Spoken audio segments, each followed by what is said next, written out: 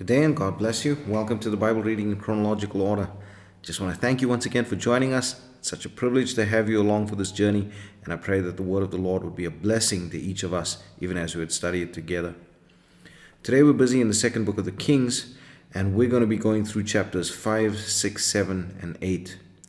Now, it's very important to realize that these four chapters are very theologically rich, not only because they tell us of the stories of the prophet Elisha and all that's going on there, but the types and the symbols within these passages are absolutely profound, and so we really need to take and dig into these passages.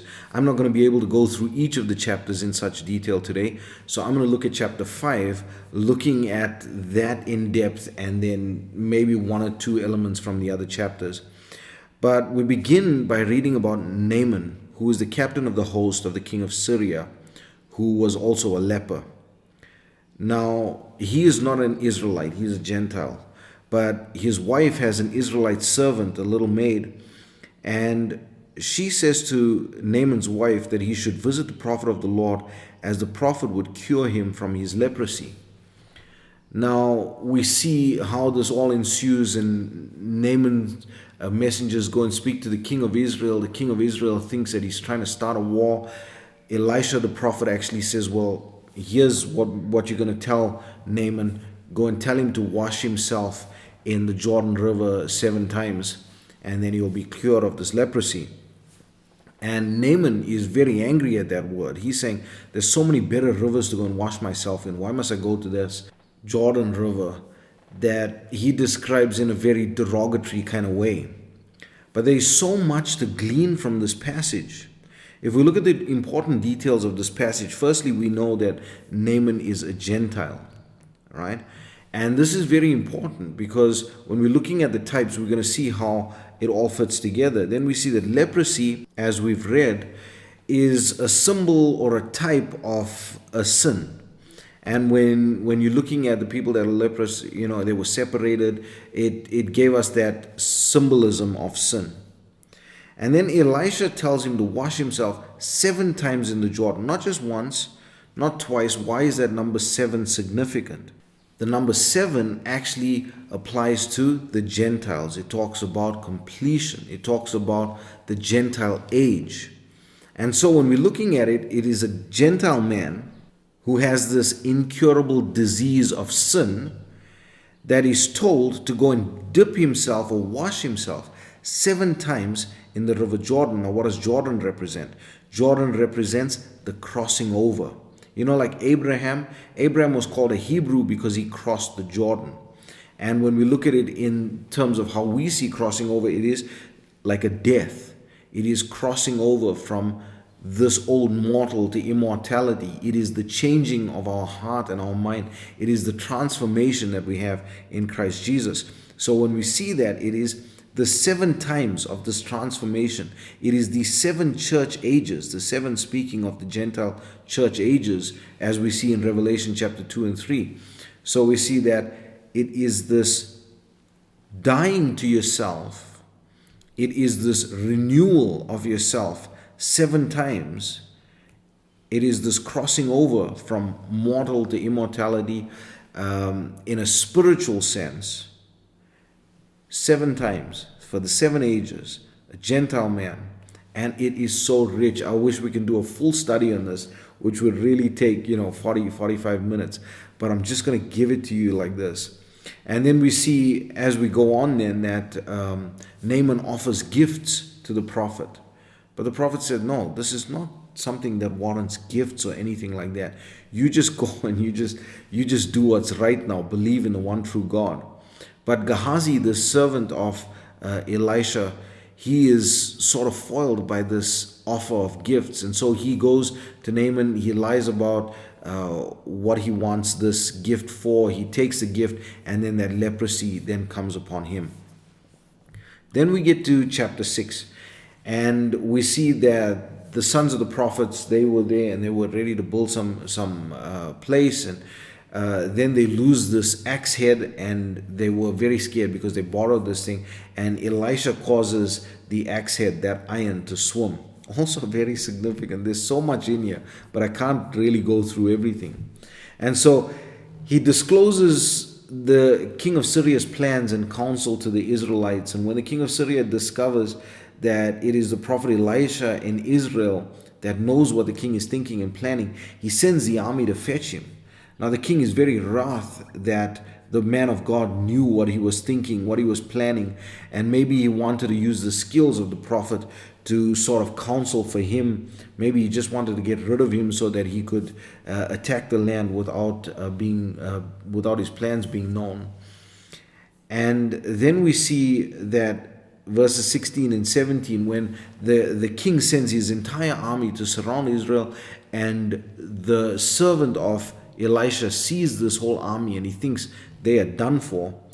It says in verse 16 and 17, it says, "And he answered," this is Elisha speaking to his servant now, "Fear not, for they that be with us are more than they that be with them." And Elisha prayed and said, "Lord, I pray thee, open his eyes that he may see." And the Lord opened the eyes of the young man, and he saw, and behold, the mountain was full of horses and chariots of fire round about Elisha.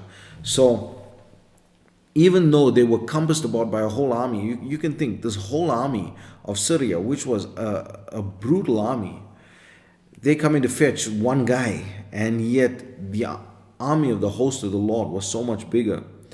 And then we see in contrast that while the servant's eyes were open to the spiritual, the eyes of the men of the army of Syria were closed to even the natural by the Lord. There's so much more in the chapter. I'm going to leave that chapter there. Then we get to chapter 7, and then we see now the famine was so sore in the land of Samaria, and we read in the previous chapter how even two mothers were prepared to eat their own children. And the king of Israel was so angry that he sought to kill Elisha because of this famine. Now notice very importantly that the drought in the time of Elijah was 3.5 years that they had no rain. Now in the time of Elisha, this is 7 years of famine in Samaria.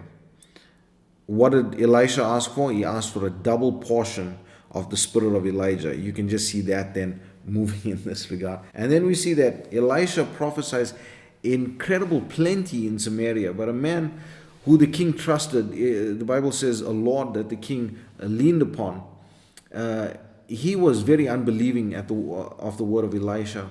And so Elisha says that he will see the increase, but he will not eat of it. And then we see this amazing story of how 4 lepers take a chance to go into Syria to get food. But the Lord God actually causes the Syrians to be so confounded at the noise of these 4 men that they thought they were under siege and fled, leaving all the food and supplies. And these lepers then, when they go in and they see that everything is left, but there's so much food and stuff, they go and they call the king of Israel, and the people of Israel took the spoil and fulfilled the word of the prophet. But the unbelieving man was trodden to death. Then we get to chapter 8, and we return to the Shunammite woman, who by reason of this 7-year famine sojourned in the land of the Philistines for 7 years. And at the end of the 7 years, she cried to the king to restore her land back. And so we read that Gehazi, who was Elisha's servant, advocated for her and told the king all of the works that Elisha, the prophet of God, had done. And so the king restored to her all of her possessions. Now it is important for us to note that Shunem is a city in the tribe of Issachar. So it's within Israel. So it's very likely that this woman was an Israelite woman. And this is very important because we need to understand that the Lord on his ministry on earth spoke to the Israelites. But at his ascension and at the day of Pentecost, then the gospel was opened up to the Gentiles, and that was the beginning of the Gentile church ages. And then for that 7 church ages, the Israelites are not being worked with at the moment. They still continue in their way, and then the Lord will return to them at the time of the tribulation. And so it is so important when we look at this Shunammite woman that she went, so I'm talking about the Israelite church now, if we can take that symbolism. She went into the land of the Philistines, so this is the Gentile land, for these 7 years. And then at the end of the 7 years, she went back to her possessions. So the Israelite church then, during the church ages of the Gentiles, they were not worked with, but they were in and amongst the Gentiles at that time. But then their possessions will be returned to them. They will return to the land of Israel at the time of the tribulation, and they will receive then their inheritance in that time. So beautiful. And I told you, theologically rich, these passages. I've taken so much of time this morning on the overview, but I pray that the Lord would bless you and keep you. May His face shine upon you. May He give you peace. God bless you as you enjoy the reading of the Word today. Chapter 5. Now Naaman, captain of the host of the king of Syria, was a great man with his master, and honorable, because by him the Lord had given deliverance unto Syria. He was also a mighty man in valor. But he was a leper.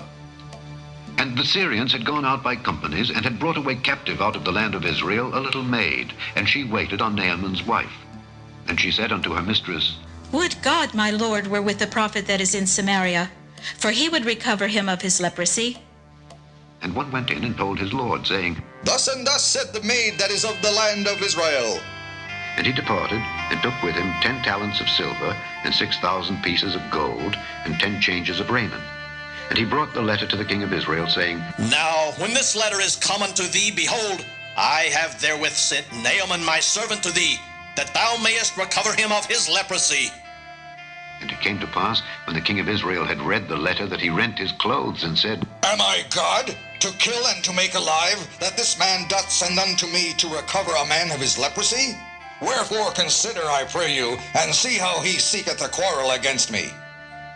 And it was so, when Elisha the man of God had heard that the king of Israel had rent his clothes, that he sent to the king, saying, Wherefore hast thou rent thy clothes? Let him come now to me, and he shall know that there is a prophet in Israel. So Naaman came with his horses and with his chariot, and stood at the door of the house of Elisha. And Elisha sent a messenger unto him, saying, Go and wash in Jordan 7 times, and thy flesh shall come again to thee, and thou shalt be clean. But Naaman was wroth, and went away and said, Behold, I thought, he will surely come out to me, and stand and call on the name of the Lord his God, and strike his hand over the place, and recover the leper. Are not Abana and Pharpar rivers of Damascus better than all the waters of Israel? May I not wash in them and be clean? So he turned, and went away in a rage. And his servants came near, and spake unto him, and said, My father, if the prophet had bid thee do some great thing, wouldest thou not have done it? How much rather then when he saith to thee, Wash and be clean? Then went he down, and dipped himself 7 times in Jordan, according to the saying of the man of God. And his flesh came again, like unto the flesh of a little child, and he was clean. And he returned to the man of God, he and all his company, and came and stood before him, and he said, Behold, now I know that there is no God in all the earth, but in Israel. Now therefore I pray thee, take a blessing of thy servant. But he said, As the Lord liveth, before whom I stand, I will receive none. And he urged him to take it, but he refused. And Naaman said, Shall there not then, I pray thee, be given to thy servant 2 mules burden of earth? For thy servant will henceforth offer neither burnt offering nor sacrifice unto other gods, but unto the Lord. In this thing the Lord pardon thy servant, that when my master goeth into the house of Rimmon to worship there, and he leaneth on my hand, and I bow myself in the house of Rimmon, when I bow down myself in the house of Rimmon, the Lord pardon thy servant in this thing. And he said unto him, Go in peace. So he departed from him a little way. But Gehazi, the servant of Elisha the man of God, said, Behold, my master hath spared Naaman this Syrian, in not receiving at his hands that which he brought. But as the Lord liveth, I will run after him, and take somewhat of him. So Gehazi followed after Naaman. And when Naaman saw him running after him, he lighted down from the chariot to meet him, and said, Is all well? And he said, All is well. My master hath sent me, saying, Behold, even now there be come to me from Mount Ephraim 2 young men of the sons of the prophets. Give them, I pray thee, a talent of silver, and 2 changes of garments. And Naaman said, Be content, take 2 talents. And he urged him, and bound 2 talents of silver in 2 bags, with 2 changes of garments, and laid them upon 2 of his servants. And they bare them before him. And when he came to the tower, he took them from their hand, and bestowed them in the house. And he let the men go, and they departed. But he went in and stood before his master. And Elisha said unto him, Whence comest thou, Gehazi? And he said, Thy servant went no whither. And he said unto him, Went not mine heart with thee when the man turned again from his chariot to meet thee? Is it a time to receive money, and to receive garments, and olive yards, and vineyards, and sheep, and oxen, and men servants, and maid servants? The leprosy therefore of Naaman shall cleave unto thee, and unto thy seed forever. And he went out from his presence, a leper as white as snow. Chapter 6. And the sons of the prophets said unto Elisha, Behold, now the place where we dwell with thee is too strait for us. Let us go, we pray thee, unto Jordan, and take thence every man a beam, and let us make us a place there where we may dwell. And he answered, Go ye. And one said, Be content, I pray thee, and go with thy servants. And he answered, I will go. So he went with them. And when they came to Jordan, they cut down wood. But as one was felling a beam, the axe head fell into the water, and he cried and said, Alas, master, for it was borrowed. And the man of God said, Where fell it? And he showed him the place. And he cut down a stick, and cast it in thither, and the iron did swim. Therefore said he, Take it up to thee. And he put out his hand and took it. Then the king of Syria warred against Israel, and took counsel with his servants, saying, In such and such a place shall be my camp. And the man of God sent unto the king of Israel, saying, Beware that thou pass not such a place, for thither the Syrians are come down. And the king of Israel sent to the place which the man of God told him and warned him of, and saved himself there, not once nor twice. Therefore the heart of the king of Syria was sore troubled for this thing, and he called his servants, and said unto them, Will ye not show me which of us is for the king of Israel? And one of his servants said, None, my lord, O king, but Elijah, the prophet that is in Israel, telleth the king of Israel the words that thou speakest in thy bedchamber. And he said, Go and spy where he is, that I may send and fetch him. And it was told him, saying, Behold, he is in Dothan. Therefore sent he thither horses and chariots and a great host. And they came by night, and compassed the city about. And when the servant of the man of God was risen early and gone forth, behold, an host compassed the city, both with horses and chariots. And his servant said unto him, Alas, my master, how shall we do? And he answered, Fear not, for they that be with us are more than they that be with them. And Elisha prayed and said, Lord, I pray thee open his eyes that he may see. And the Lord opened the eyes of the young man, and he saw. And behold, the mountain was full of horses and chariots of fire round about Elisha. And when they came down to him, Elisha prayed unto the Lord and said, Smite this people, I pray thee, with blindness. And he smote them with blindness, according to the word of Elisha. And Elisha said unto them, This is not the way, neither is this the city. Follow me, and I will bring you to the man whom ye seek. But he led them to Samaria. And it came to pass, when they were come into Samaria, that Elisha said, Lord, open the eyes of these men, that they may see. And the Lord opened their eyes, and they saw, and behold, they were in the midst of Samaria. And the king of Israel said unto Elisha, when he saw them, My father, shall I smite them? Shall I smite them? And he answered, Thou shalt not smite them. Wouldest thou smite those whom thou hast taken captive with thy sword and with thy bow? Set bread and water before them, that they may eat and drink, and go to their master. And he prepared great provision for them. And when they had eaten and drunk, he sent them away, and they went to their master. So the bands of Syria came no more into the land of Israel. And it came to pass after this, that Benhadad king of Syria gathered all his host, and went up and besieged Samaria. And there was a great famine in Samaria, and behold, they besieged it, until an ass's head was sold for 80 pieces of silver, and the 4th part of a cab of dove's dung for 5 pieces of silver. And as the king of Israel was passing by upon the wall, there cried a woman unto him, saying, Help, my lord, O king. And he said, If the Lord do not help thee, whence shall I help thee? Out of the barn floor, or out of the winepress? And the king said unto her, What aileth thee? And she answered, This woman said unto me, Give thy son, that we may eat him today, and we will eat my son tomorrow. So we boiled my son, and did eat him. And I said unto her on the next day, Give thy son, that we may eat him. And she hath hid her son.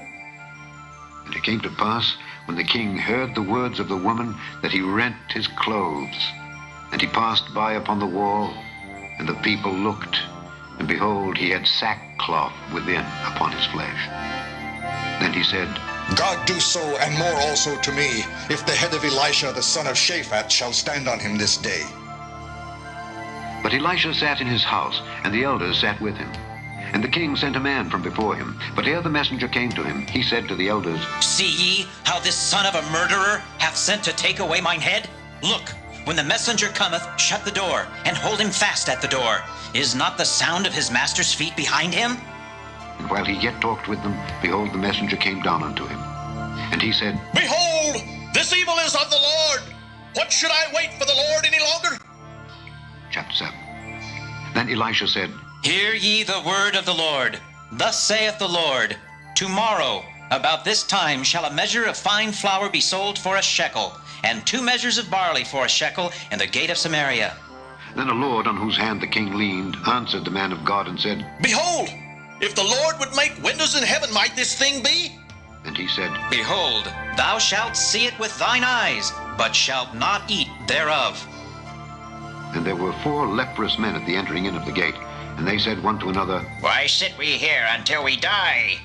If we say we will enter into the city, then the famine is in the city, and we shall die there. And if we sit still here, we die also. Now therefore come and let us fall unto the host of the Syrians. If they save us alive, we shall live. And if they kill us, we shall but die.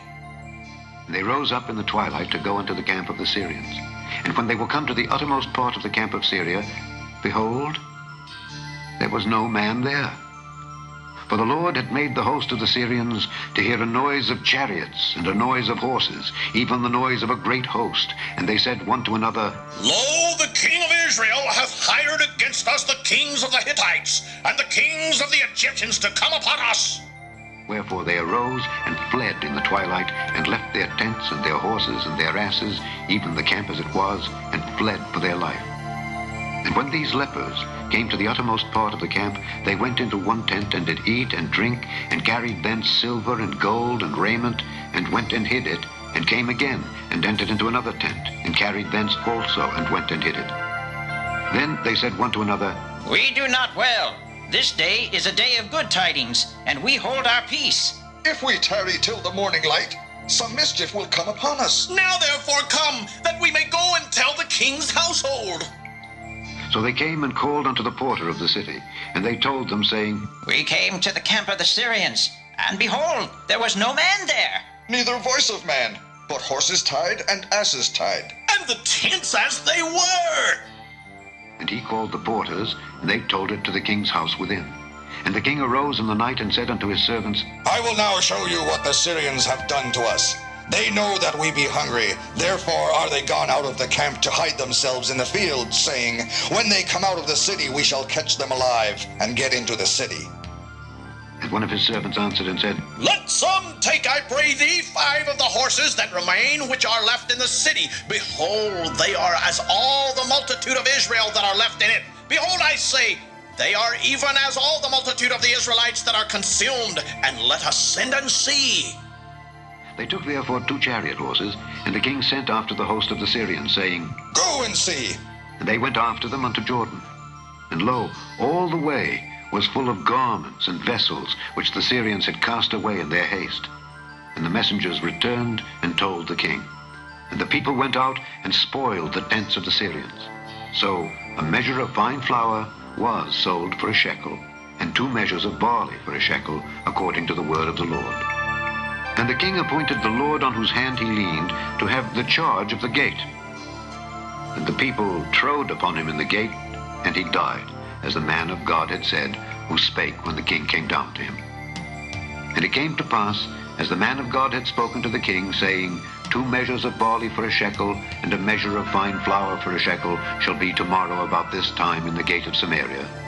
And that Lord answered the man of God and said, Now behold, if the Lord should make windows in heaven, might such a thing be? And he said, Behold, thou shalt see it with thine eyes, but shalt not eat thereof. And so it fell out unto him, for the people trode upon him in the gate, and he died. Chapter 8. Then spake Elisha unto the woman whose son he had restored to life, saying, Arise, and go thou and thine household, and sojourn wheresoever thou canst sojourn. For the Lord hath called for a famine, and it shall also come upon the land 7 years. And the woman arose and did after the saying of the man of God. And she went with her household, and sojourned in the land of the Philistines 7 years. And it came to pass at the 7 years' end, that the woman returned out of the land of the Philistines, and she went forth to cry unto the king for her house and for her land.